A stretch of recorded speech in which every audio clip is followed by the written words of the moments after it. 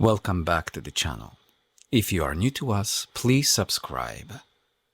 Today we are going after punch in and punch out by using our MPC X.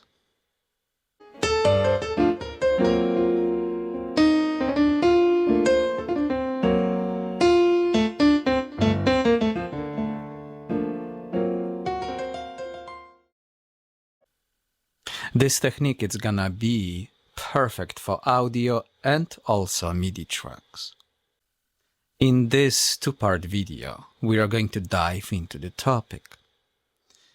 The part 1 is gonna describe the technique using one specific example. Part 2, we are going to dive with the technique into many different layers of the music and make the adjustments the same way. So if you need a little bit of practice or you're still confused, just this part 2, hopefully it's gonna solve all your problems. Let's get to it.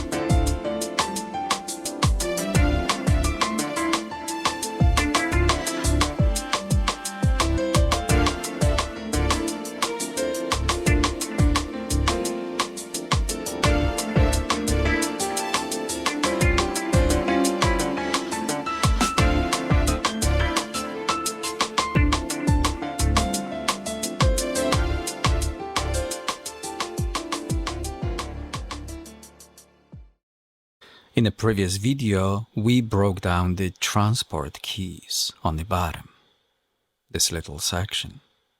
Now today we are going to go for rest of that section, the upper road.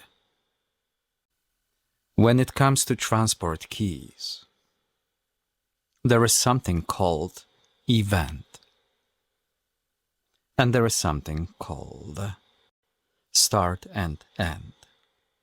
When you look at the cursor on the software, MPC software, by clicking end, it's gonna establish itself in the end of the second bar, third bar, fourth bar, and fifth bar. The start button, it's gonna kind of redo the whole thing. So we are going to establish the cursor at the start of the fifth bar, fourth bar, third bar, second, first. Okay, so this is very helpful if you wanna jump to a specific location and be more precise. On the other side, we've got event buttons. Event buttons allow you to do a microscopic cuts into your work. Turns out we have in 4/4 count 16 events per measure. This button allows me to be very specific where to go and where to play from. The other buttons allow me to go to the end of the second bar, third and fourth, and then from the start, fourth, 3. So I do extra 2 events to the right and arrived at the destination I wanted to. When I decide to listen my song from the beginning, I hit play start.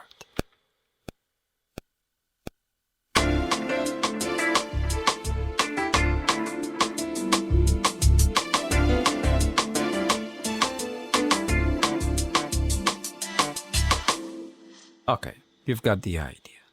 I don't know if you noticed, but when we start from play and start, our click counts 4 counts before moves forward. That was a perfect technique when it comes to recording. Since our recording is done, now it's a waste of time to keep it in.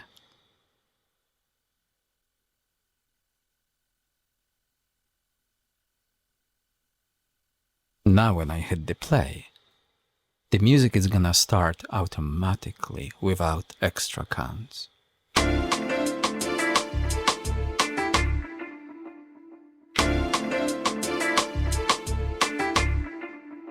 Okay? The fun part is that you can always adjust the metronome back and forth, no problem.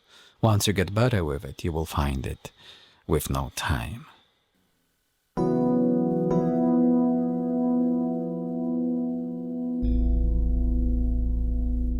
Okay, let's just concentrate on punch in, punch out situation. I come from this background when basically musicians come together and co-create the moment. So there's like a rehearsal involved when we basically come up with different ideas, or someone brings a music notation, write the chords progression, and we kind of fool around with it. And we come up with different solutions, different arrangements, etc., different ideas towards the song. When you go to the recording studio, you basically, as a band, you spill those ideas into this giant console. The mix engineer helps us to record the music, right? So it's a spontaneous moment of truth, a spontaneous event when basically we as musicians come together and co-create that very piece of music. Now, let's just pretend that after the recording we went back to the mixing room to hear the song. And then we realize, I missed some notes on the bass. I missed some notes on the piano, piano player would say. I would love to punch in and punch out in this specific moment. Okay, so the mix engineer knows exactly where to punch in, where to punch out. And they work together. The moment comes, boom, here's the button, in and out. The new track of piano or bass has been recorded. Let me tell you something. There was a moment in time that mix engineer punched that button too soon or punched out too late. And then basically what happens is that you lose in that very lose the sense of the previous phrase, right? Or you cut it on the middle and you end up with having problems. Digital world allows us to set up punch in and punch out automatically. You choose the spot. You can be extremely precise about where to begin and where to end. And basically the software, it will do it automatically for you. All you have to do is just punch in a new phrase, new chords, wherever you try to replace in that track, it's going to replace it with the new one. And guess what? If you don't like it, you can erase it and do it again and again and again until you're satisfied. We are going to concentrate on the piano sound in order to have better understanding. We are going to start muting other tracks as well.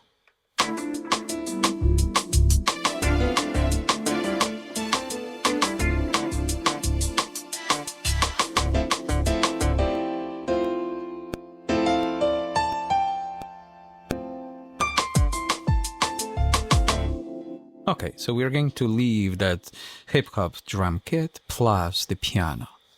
Of course, there's like a little punching note of the bass showing up. We're going to keep it as well for fun.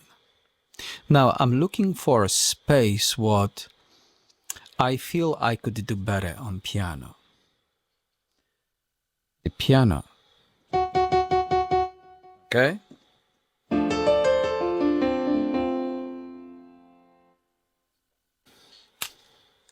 For the purpose of this video, we are using the chords called D-7, G-7 on top of D.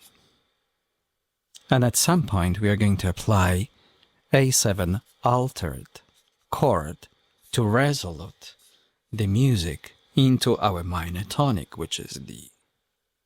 Let's take a listen.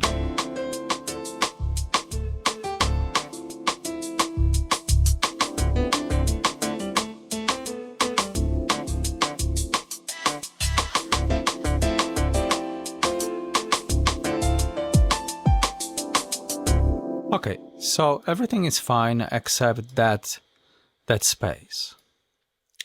So the space between 5th bar and 7th. I could do better than this. So now I decide to erase it. I could very easily mark this area and click delete, or I can just go from punch in and punch out technique, and this technique is gonna basically replace what is in these two bars of the piano. Our transport section has been established. We know everything about it except one button. It's called locate. When we hit this button, it's gonna bring us straight to this software window. So we've got something called on top bars, beats, and ticks. Which bar you want, which beat you want, which tick you want. It means nothing if we don't arm the punch in, punch out button. And this button is right here. It's called in. You click it and now it's armed. Once again, what it does, the music will continue from the place you decide to play from. This bottom section allows us to establish 6 separate markers. Look at the last one, number 6. It's bar number 3, right? When I hit this number 6, my cursor moved to the bar number 3. So this allows me to work really fast if I have a more punch in, punch out situation. It's like, okay, I did the first one, let's move to the next one, and then the next one. Now, marker number 2 is gonna move to the bar number 6, and when you look at the screen, it just moved. So when I hit the play, it's gonna play from that place. Okay? And when I hit the start button on the transport section, it's gonna bring me back to that one in bar number 6. You see, I stop when I hit play. I will continue without rolling back. When I hit play from the start, it's gonna bring me back to the very beginning of the song. But I want bar number 6. So when I play start, it's gonna move me to that location. When I press end, it's gonna move me to bar number 7. When I play events, the event slowly going to roll me to the left or roll me to the right, depending what you want from it. So once again, you hit the locate, you go to the locate window, you establish your cursors, then you press the locate again, and you're back into the program. Now, when it comes to punch in, we already established that this red button is must-have. It will indicate we are going to arm the button punch in that way. So now all we have to do is just find the beginning of a measure we want to replace with the new one. We decided the punch in, it's gonna start in measure number 5 and punch out measure number 7. So look, punch out is established and now punched in has to be fixed. 5. So I don't know if you noticed, but there is like I hit locate, go back, and look, when we, let me zoom it, there is like a top red bar above the notes.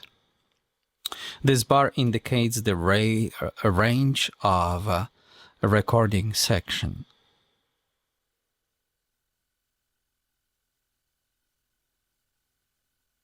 Okay, now I'm gonna set one of my cursors.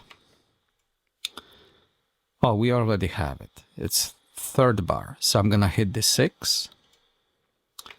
And look what happened. I'm hitting the last available cursor set. And my cursor is gonna establish itself in a measure number 3. So now this is where we are going to start the music. So we've got to establish the line between 5 and 7. As a music composer, I'm looking for a good kind of flow. A flow that doesn't stop me back. This punch in, punch out situation exists on every single DAW you can use. I come with the background of Luna, Digital Performer, Cubase, etc. They all got this technique, right, figured out to the point that it's very easy. You just grab it, you mark the area you want to use, you punch in, boom. Now, when it comes to using this MPC hardware, it's quite more challenging, and I don't know why. I know we are dealing with the smaller screen, right? But I would love to like come to this red light and grab it with my finger and kind of extend it to the left, to the right, to the regions I like the most. When I go to their software version, I can achieve that goal, no problem. I just grab this red line and then extend it to the right, to the left. So, you know, I start working just a little bit faster, right? Here, I have to go to locate and deal with those numbers. I'm not a number person, so it creates a lot of, for me, a frustration, because in order to set it up, I burn another 3-4 minutes of my time, which I could just spend on something else. So I don't know, just once again, drop me a note below this video. Just let me know if there's another way of seeing it, because I tried everything on the screen and nothing works. Okay, I even, you know, I tried to press the shift and other buttons and fool around with it, and I just got frustrated because the software, it's pretty cool. You just grab it, you move it, done. So yeah, it's much easier to control it, but it would be nice to control it as well from this unit without any problems. Now, you have to be aware of certain situation. When we punch in, we can punch in and punch out by deleting everything what was in that region, right? So basically we go to our piano, for example.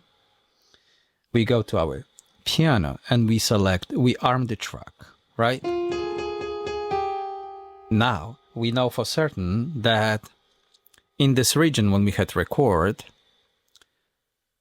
our previous recording is gonna be eliminated if we approach it with record button and hit play.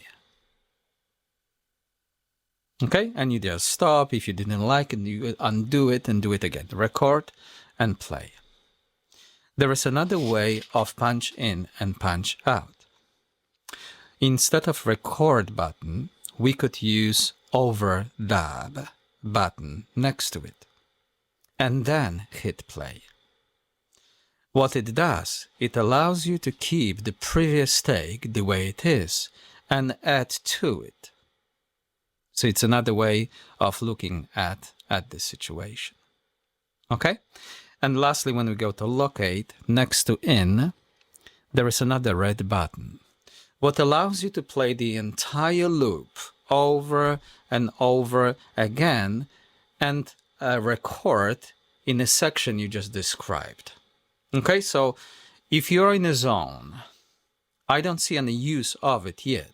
But probably if you're in a zone and you just groove and you decide to change something, this change will appear in that section, right? Marked with the red tape above it.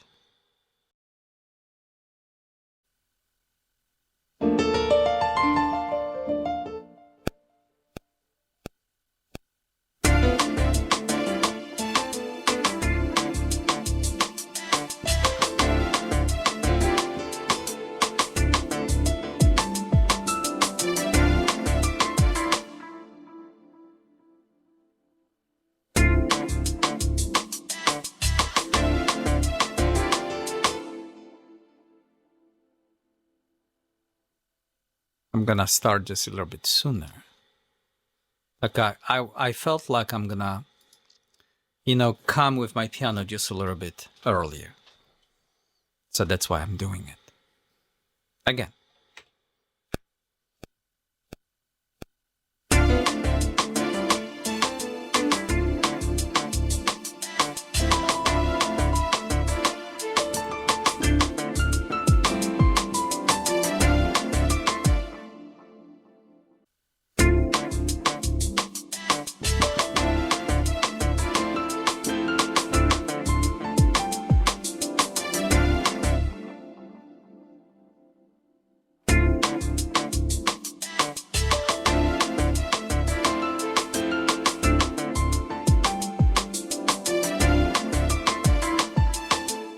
Okay, so I like this first 4 notes. And I'm gonna expand upon that idea. Look, I could very easily mark it and delete, or just keep it and it is gonna be replaced because it's below that red line on top. So look, I'm working fast.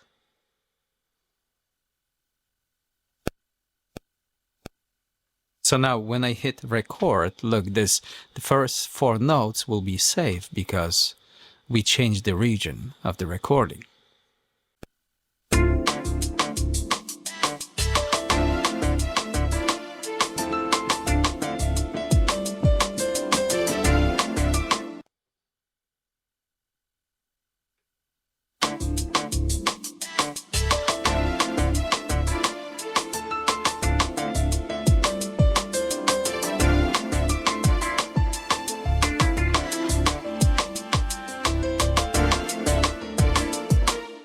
Okay, so now we're going to keep this new section, and I'm gonna delete what after.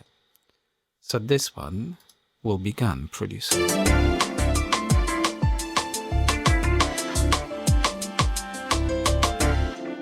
Okay, so just bum bum dee dee. I'm gonna keep it, so you see it's out of the range of that red. For now, I'm gonna just delete these to show you another technique. And now I'm gonna start from where we recorded the whole thing.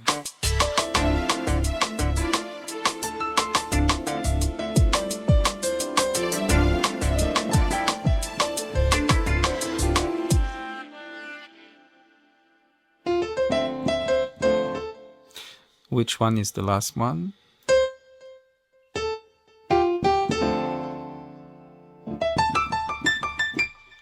Something like that.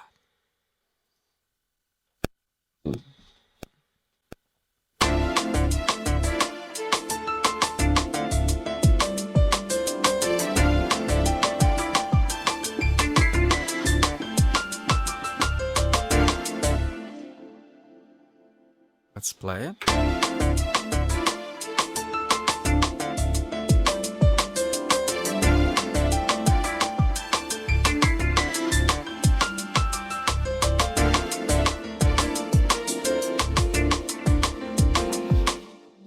Okay, I hit the locate, disarm it, off, locate off, done. Now, when it comes to editing, you see, you want to be with punch in and punch out you have to deliver like a natural results. What I mean by natural, we are on top with notes, and all of a sudden the next phrase starts 2 octaves slower. So now the question is it possible to transfer, 2 octaves so quickly and start building another phrase somewhere else? Let's take a listen.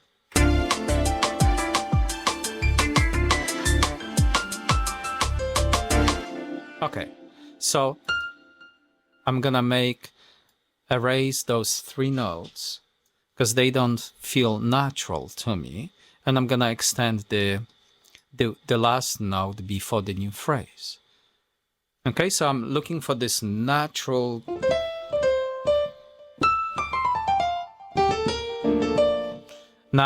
transition between the new take and the old one.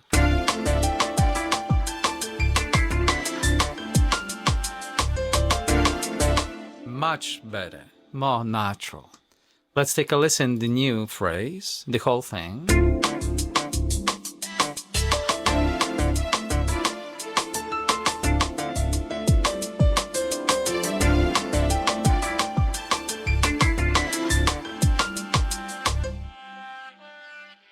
From the very beginning, the impact of this new material.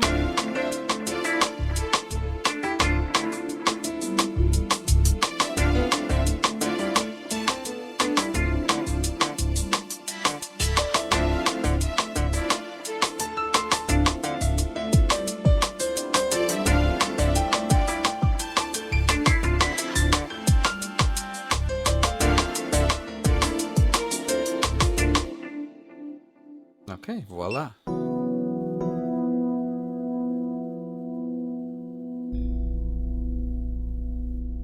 I can arm any track I want. What I found on this MPC X, that when I press Shift and then press arm, I can arm more than one tracks at the time. And it's related to also not only MIDI tracks, but also audio tracks. So I could, for example, arm my piano, which is MIDI, and my microphone, which is audio, and then record both at the same time, like a little template of my new song, new poetry, right? Wherever I try to kind of do a little recording before I show it to someone. So I love this technique. I press the Shift and I choose, which tracks I'm going to record, and then you just record them. Now, when you hear them, there is something called mute and solo. The interesting thing about it, you see, I can mute any track I want. They are all muted, right? Unmute. And when I hit solo, I cannot do another solo because this solo will change for another solo. So you see, I can do one solo at the time. So this is kind of confusing. So now the common sense of mine says press the Shift key and then apply solo. And for some reason, this technique didn't work, which kind of blows because that's the kind of logic I try to follow. Okay, so just let me know in the comment section, how can I solve this problem? Maybe you have some idea, but for me, this logic, what we just tried to apply, is just didn't work, and I'm kind of bummed about it.